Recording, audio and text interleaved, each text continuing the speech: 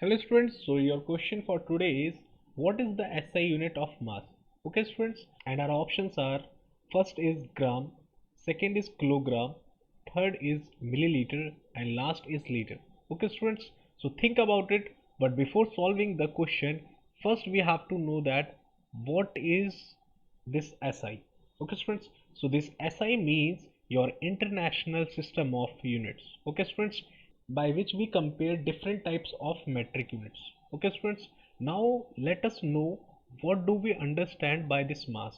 Okay students, so basically mass is the quantity of matter that is present in any physical body.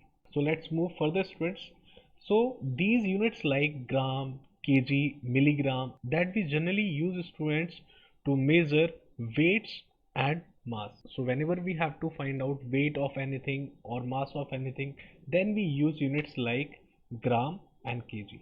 Okay students, and students, if we talk about these C or D option, milliliter and liter, these are the basic metric units that we use to find out volume. So students, to find out its correct answer, you can use here elimination technique, because students, if we talk about mass, then there are two options only of which we can think of.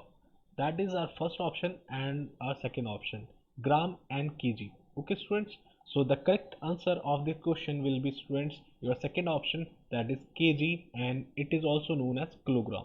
So students, this kilogram is the unit of mass which is equal to the mass of the international prototype of the kilogram students, that was made up of students platinum and iridium block. Okay students, I hope students this explanation is clear to you. So see you all in our next video. Till then, take care, have a nice day.